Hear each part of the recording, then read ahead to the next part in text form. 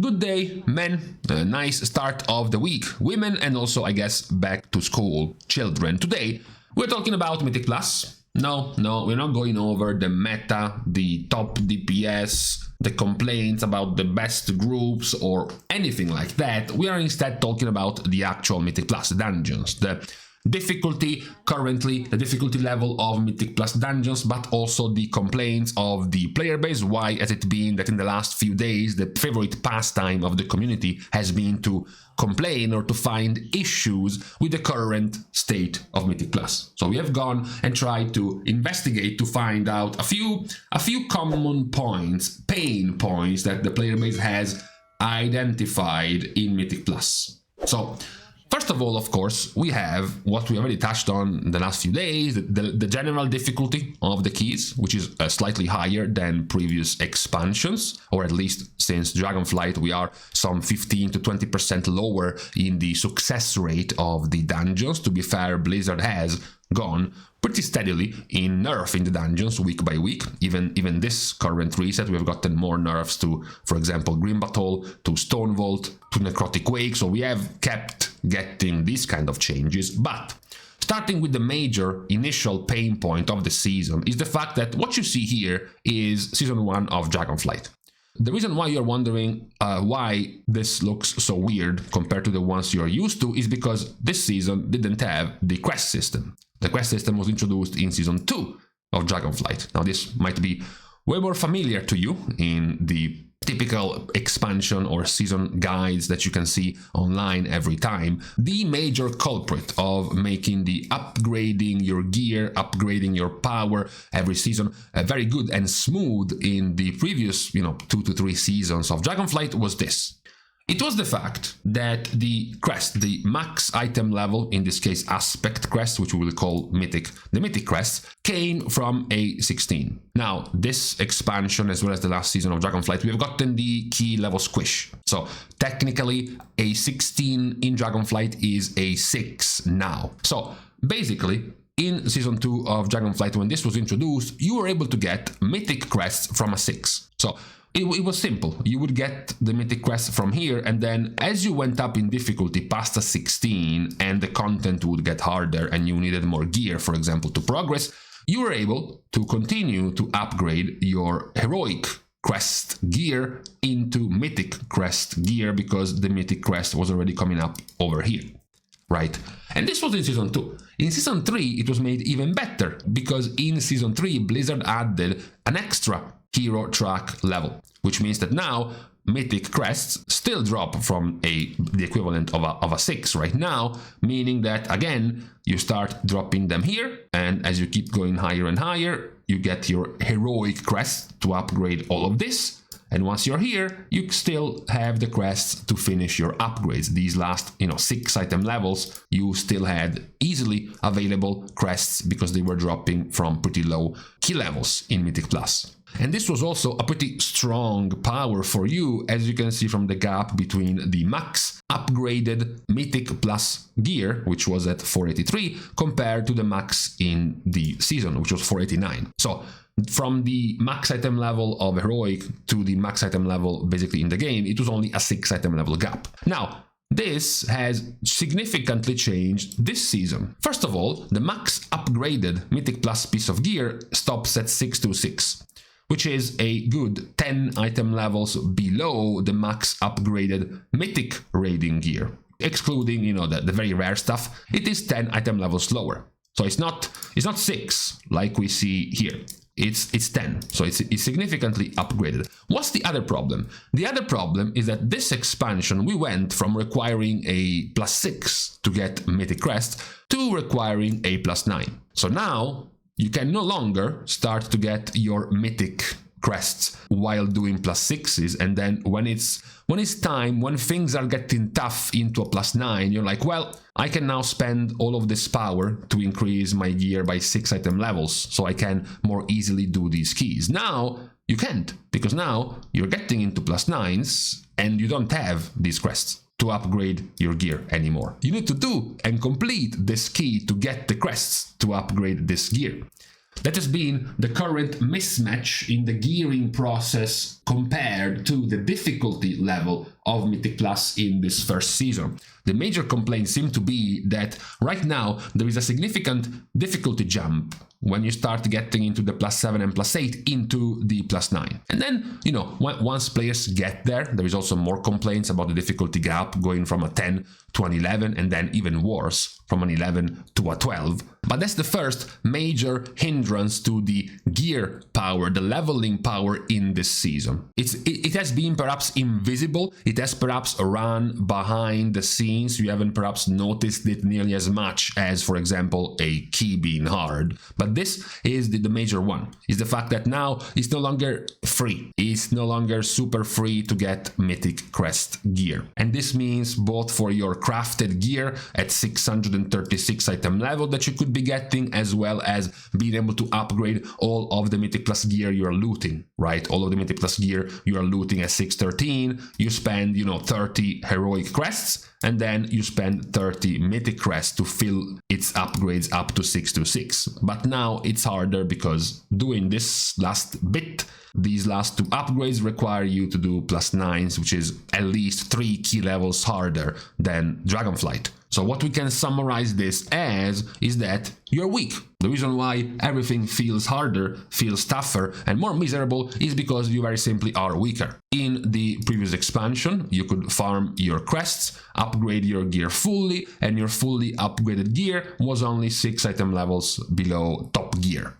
In this expansion, you can't upgrade your gear unless you do those keys, and on top of that, even if you do upgrade your gear, you're still 10 item levels behind the top gear. That is the number one problem at the moment. Then we have the problems of the actual dungeons. Now that we have talked about the theory, now that we have talked about the min-maxing outside of the key, let's get inside the dungeon. Well, problem number one, and this is before the actual tough stuff happens in 12s, is the affixes. Clearly these Xal'atath's bargains have not been tested properly. Some of these are sort of just thrown into a key and happening whenever, and the problem is that whenever can be at really annoying and frustrating moments. Players already found some annoying spawn points during the orbs being soaked last week. Maybe it's a boss where you have to spread, maybe it's a boss where you don't have a lot of room left, and then the orbs are spawning and running through a bunch of pools of damage that you have to basically step into if you want to soak those orbs. But this week's has been the apex of finding absolutely terrible moments to have this annoying little spooky ghost spawn out of nowhere. For example, imagine you're pulling the third boss of Necrotic Wake, you bring Stitch Flesh down, you pop Bloodlust, you use all of your spears and cooldowns, except, hey, now you have the affix spawning and you have to kill it first. There are certain spawn points where this affix is just going to be very annoying. Not to mention the actual buff. If the last couple of affixes of Xal'atath's bargain were somewhat annoying, at least they gave you a bunch of haste and a bunch of mastery. Especially DPS players were able to stomach having to deal with that mechanic because they at least debuffed your damage. Meanwhile, this week's affix is a pathetic 50% CDR increase for 20 seconds, which is very poor in terms of damage increase, so it doesn't even feel good to kill that mob. And then you have the second problem, which was so big of a problem in the key itself, we had to make a video by itself. We had to talk about the stop/interrupt debacle of this expansion. The fact that Blizzard wanted to incentivize players actually being better at interrupting. So what did they do? They made a lot of mobs, most of the casters, unable to be stopped, unable to send their cast on a cooldown if they get crowd controlled by anything other than an interrupt or a silence. This, in theory, might have looked nice, but the result many times will be that player number 1 is about to interrupt one of those beams of death, player number 2 is about to interrupt the second beam of death, and then player number 3 uses Chaos Nova. Now, those two beams of death are stunned. The player number 1 and player number 2 already sent their interrupt, which lands on a stunned mob. The mob gets out of the stun, starts recasting the Mega Beam of Doom, and now player number 1 and player number 2 have their interrupt on cooldown. This is what has been happening in dungeons over and over. So basically you have this awkward situation of creating this bouncing house meta where you keep knocking up and knocking down and stunning enemies and they keep recasting, and it's just a race on whether or not you can land your interrupt before some kind of crowd control stops the cast and you waste your interrupt. So this doesn't feel too good, right? It doesn't feel too clean, too coordinated. It's possibly even more chaotic for pugs than it was last season or last expansion. This makes it a problem if you also add the spikiness of the dungeons. Now, we're not here, okay? We're not going to complain that this season is particularly more spiky with the damage compared to Dragonflight. Okay, we're not saying that now the web bolt spam cast or the throw flesh spam casts of mobs are any harder than previous seasons. The problem though is that now in this season you have multiple packs, multiple mobs and trash mobs doing significant to decent AoE damage, right? That require your healer to be on his toes and properly heal the group. This becomes slightly more a problem, of course, when you pair together all of these packs where the AoE damage is coming, so everyone is expected to take their 30, 40, 50, 60% of their health from this AoE, and then you have also these casts. So when you pair together both, imagine for example City of Threads, where you have the big scarabs during the stomp AoE, which knocks you down to 50% HP, together with the Nerubians casting those web bolts on you. When you pair together the AoE plus the web bolt at the same time, one player can get one shot. So you need the interrupts, you need to properly stop all of these casts or you risk getting one shot. And the problem is that this kind of synergy between the mobs already starts at this, +6, +7, +8, +9 level, and it becomes absolutely deadly once you get into 10s, 11s, or 12s. Players have already gave their 2 cents on the 15 seconds death penalty. Doesn't seem to be a particularly enjoyed kind of affix. There might be some alternatives to this. I'm not particularly against losing time for dying, because at the end of the day, if you die and you have a combat rest, you practically lost nothing. Maybe you lost the 5-second timer you used to have, but as long as combat rest is there, it's not really a significant penalty. That's why Blizzard added the timer to be 15 seconds instead of 5 to actually make it have an actual punishment for dying. This of course becomes a bit awkward when your dungeons are tuned a bit more tightly than Dragonflight. You remember back in Dragonflight when the meta was just don't die? When the meta was this, high level, super high level key, 27, 28, 30, 32 level key is going to be timed as long as we don't die. Or perhaps this Ataldazar key can only be timed if we can survive the one-shots. And if you can, you're gonna clear the key because the timer is quite lenient.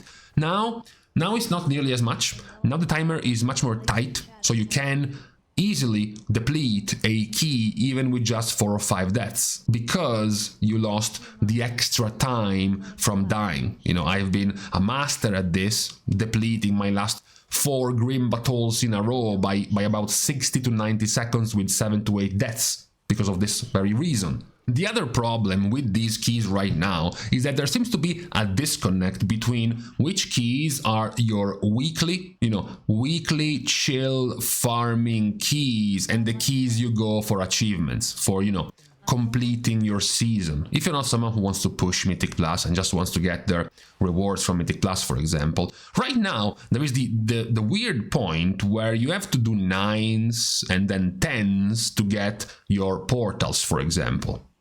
Doesn't it feel weird that your portal achievement from Mythic Plus is only 1 key level higher than the key you need to do for crests? +9 for the crest, +10 for the portal. Last expansion it was +16 for the crest and +20 for the portals. There were a 4 key level gap between the two. Now, practically just saying, let's go for some chill weekly keys is the same as saying, let's go for some portals. You know, the common statement players might have, like for example, this shouldn't be a thing in a weekly 10, or this shouldn't happen in a weekly key. It seems to be happening more and more because of how much closer these supposed weekly keys for your quests, for example, are to what Blizzard has put the top achievements of Mythic Plus right now, being the portals in +10s. And one of the things players often mention is these things shouldn't happen in a +9, in a +10, in your generic weekly key,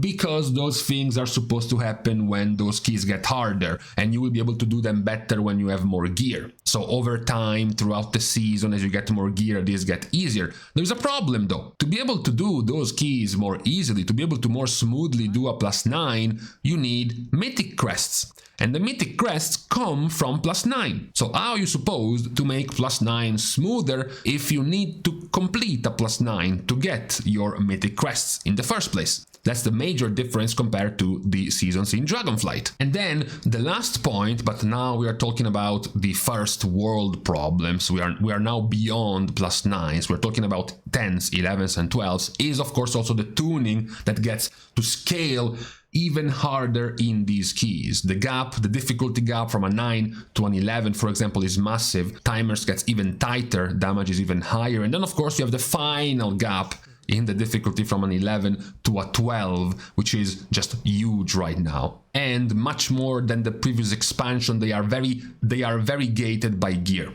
As mentioned last expansion, with the wide timers, if you did your mechanics, use your defensives and didn't die, it was much harder to deplete a key because you were simply too slow. Nowadays though, it's much more common. You would have to have been a Mythic Raider, as well as a Mythic Raider in a guild that does splits, to be able to have afforded you more gear, so you save more crests to be able to upgrade the gear, so you can spend the crests in actual good upgrades, and be right now around 623, 4, 5, 6 item level to be able to even start attempting those keys. So we can say at the end of this that the situation is a bit awkward, because if we go step by step and if we were to backtrack the comments of the community about the changes to this expansion, if we have to be honest, the majority of the changes were praises. The majority of the changes were, agreed by the community.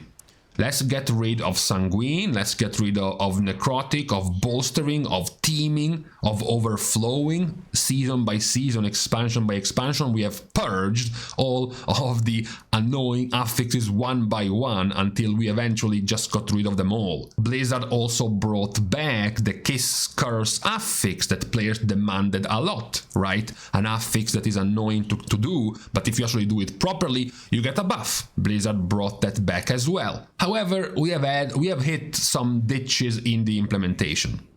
These Kiss Curse affixes are a bit too annoying. The difficulty level of the keys spikes a bit too hard at +9 and even +11 and 12. You then have the problem of the crests being rewarded at a +9, but the difficulty spike of a +9 is making it much harder for players to actually be able to complete that key so they can get the crests to upgrade the gear that they would need to more easily do that key level. So while the base, the foundation, the start of these changes is positive, we have to still criticize the implementation, the application of these actual changes in this first season. Luckily, there's plenty of time to improve over the next few weeks and add a few more positive changes to Mythic Plus. I don't think it's a completely dead season just because of these frustrations that we can find in Mythic Plus, but definitely it should be looked at. Blizzard should, try to alleviate some of these issues for the average, everyday, honest WoW player to make the experience in Mythic Plus more enjoyable for everyone. So this has been the recap of pretty much everything that has gone wrong so far in the first season of the War Within when it comes to Mythic Plus. From the actual problems of the crest acquisition and the upgrading your gear, and then the problems inside the keys and what's currently creating frustrations or annoyance amongst the player base. But For today, on this Monday, we are now done. And as I leave towards my headphones to pick them up, because I also have to edit this video, it is now time to leave each other. We are, of course, thanking everyone for having watched the video, as well as everyone else who has been supporting completely for free by liking and commenting down below, as well as subscribing to the channel itself. Now, with these things out of the way, thank you guys again for watching. See you guys tomorrow, and in the meantime, well, the whole thing about being sunny is gone. We are now back to clouds and threats of rain, which is still cool for the season.